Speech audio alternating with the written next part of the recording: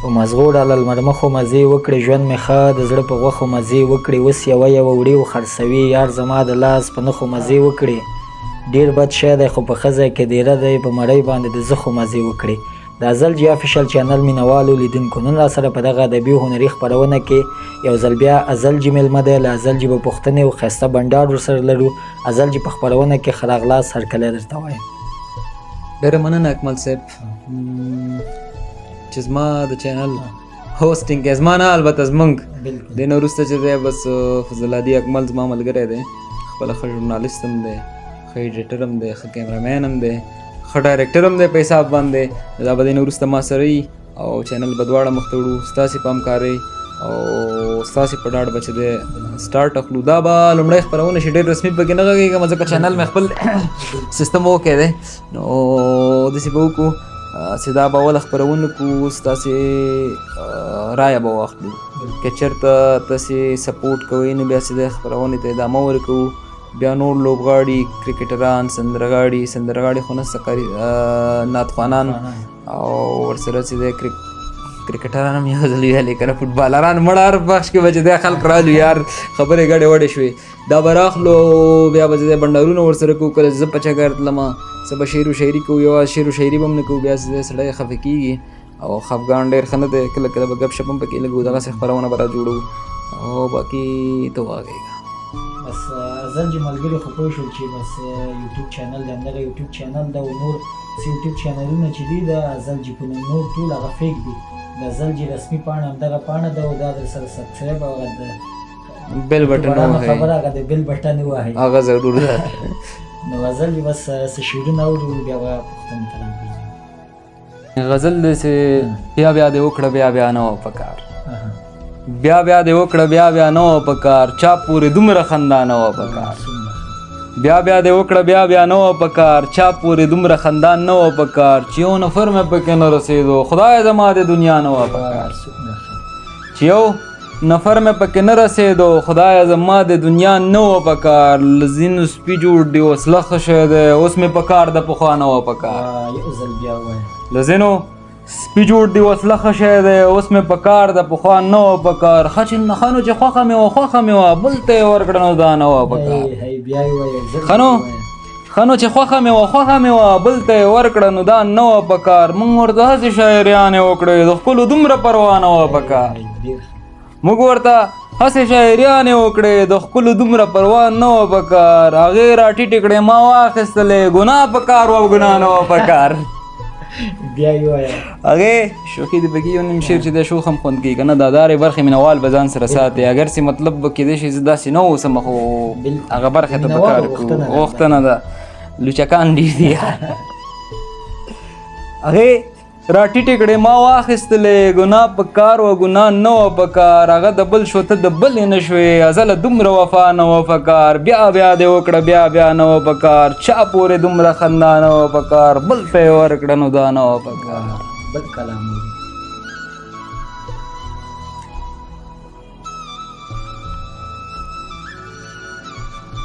مشکلاتونو ته خفګان ته سړی ولې ژاړي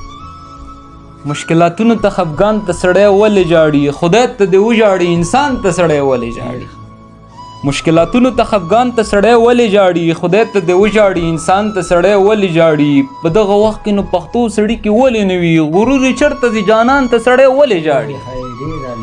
په دغه وخت کې نو پښتو سړي کې ولې نه وي غرور یې چېرته ځي جانان ته سړی ولې ژاړي ما په فلمونو کې لیدلي دي د فلم هلک باران ته ژاړي نو باران ته سړی ولې ژاړي ما په فلمونو کې لیدلي دي د فلم هلک باران ته ژاړي نو باران ته سړی ولې ژاړي ولې دې یو کس بل ته تمه د عمرونو ورکړي ولې دې یو کس بل ته تمه د عمرونو ورکړي چې پوره کېږي نه ارمان ته سړی ولې ژاړي ولې دې یو کس بل ته تمه د عمرونو ورکړي چې پوره کېږي نه ارمان ته سړی ولې ژاړي ازله ولې د زړه حال هر چاته نه ویل کېږي ښه چې یوازې شي بیا ځان ته سړی ولې ژاړي مشکلاتونو ته خفګان ته سړی ولې ژاړي خدای ته دې وژاړي انسان ته سړی ولې ژاړي بل کلام یو به بل پکې وایو بس درې وایي که صحیح ده دا یو څه متفاوت غزل دی ما داسې ډېر ځینې کې نه دی ویلی بیخي فکر کوم اول ځل به ټیک ټاک ته مې لکه یوه ویډیو ترې جوړه کړې وه او زنګ هم راغی ښه هغه ته چې دی عمر دی د دې زنګ کور دی چې عشق مې ناچنګې شه نو دا غزل به چې دی ووایو چې تور تور ماښامونه دي دوه ترې نه راکم کا دا مې یو ځل اورېدلی دا ما ویلی و لږ مې اورېدلی کېدای شي دا یو هلک ترنم کړی و ټیک ټاک ته مې ورکړی و ما د یاد وتی دی یار تور تور ماښامونه دي دوه ترې نه راکم کا شپږ سوه غمونه دي دوه ترې نه راکم کا تور تور ماښامونه دي دوه ترې نه راکم کا شپږ سوه غمونه دي دوه ترې نه راکم کا زه یاغي باغي سړی داغ داغ مې لمنه ده دوه دېرش الزامونه دي دوه ترې نه راکم کا زه یاغي باغي سړی داغ داغ مې لمنه ده دوه دېرش الزامونه دي دوه ترې نه راکم کا ورکه مزمکه ده زه پکې برباد یمه وی اسمانونه دي ونه دي لکه چې نهه دي که ودي دلته مې نهه لیکلي و بېرته مې لکه ځای ډېټ کړی دی یار مکمل سیستم ګډوډ شو دلته نهه اسمانونه دي ما لیکلي نهه دي که ودي ودي که نه ودي ښه ګډ نه خو صحیح دی که نه یو د جلۍ پلار هم اسمان دی که نه هغه ته شو یو پکې ده ته اوس تشبیه وایي دا ده راته او صحیح دی نظما شعر هم صحیح دی ګوره ورکه مزمکه ده زه پکې برباد یم نه اسمانونه دي دوه ترې نه راکم کا ته یې پوره واوره نه اسمانونه دي دوه ترې نه چېږه راکم کا دا چې دی اوس یو تشبیه ده زما که نه خپل شعر باندې چې دی ګډوډ شو بس حساب دی یار ورکه مزمکه ده زه پکې برباد یم نه اسمانونه دي دوه ترې نه راکم کا دا وطن زما وطن هېچ چاته یې نه پرېږدم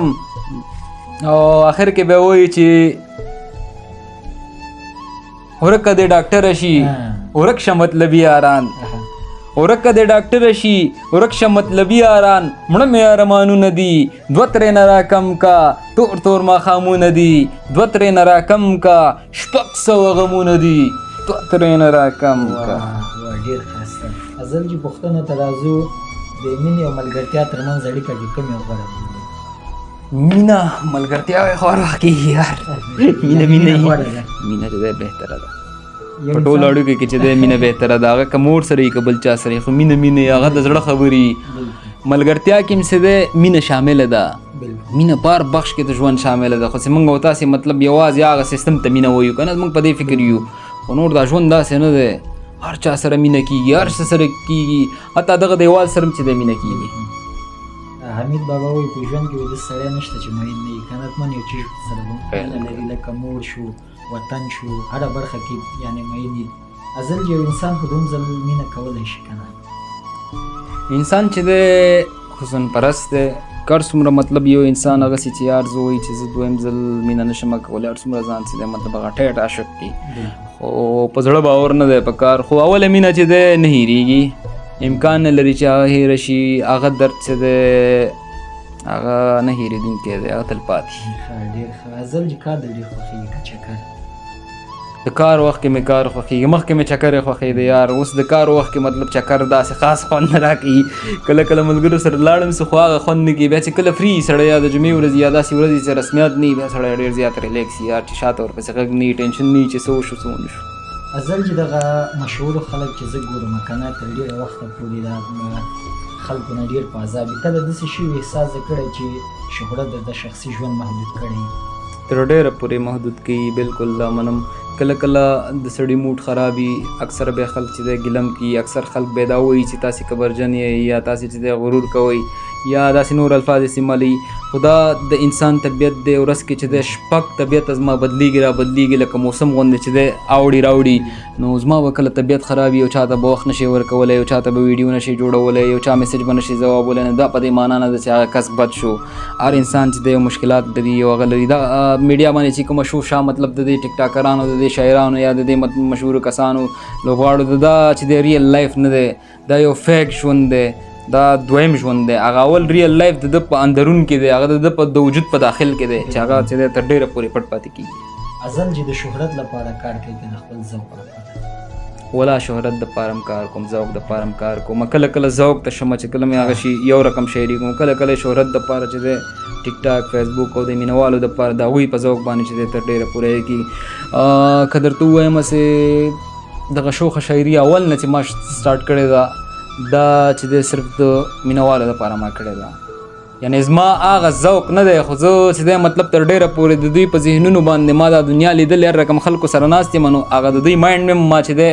جج کړی ځان سره مې چې د قضاوت پې کړی چې د دوی څه خوښېږي څه نه خوښېږي چې په شعر کې ورته راوالم بیا خبره ترې عشق کې نه چینګې خپله پوهېږي نو یعنې اوس پکې راګي اوس پکې راغلي غزل جي کوم فلم دې خوښېږي فلمونه مې د شاهرخ خان خوښېږي او چې هغه یو فلم یې خو دلواله دلهنیا لے جاینګه مې چې دی 15 ځلې کتلی دی هغه مې ډېر زیات خوښېږي هغه لب سټوري د مینې کیسه ډېره زیاته ښه ده حتی په شعر کې مې هم ځای ورکړی وی چې شاهرخ کاجل غېږه کې ونیوله فلم ختمېږي ما ته ته یادېږي زړه مې خوږېږي ما ته ته یادېږي باران ورېږي ما ته ته یادېږي غزل جي کوم حالت کې ځان ډېر ارامه احساسوي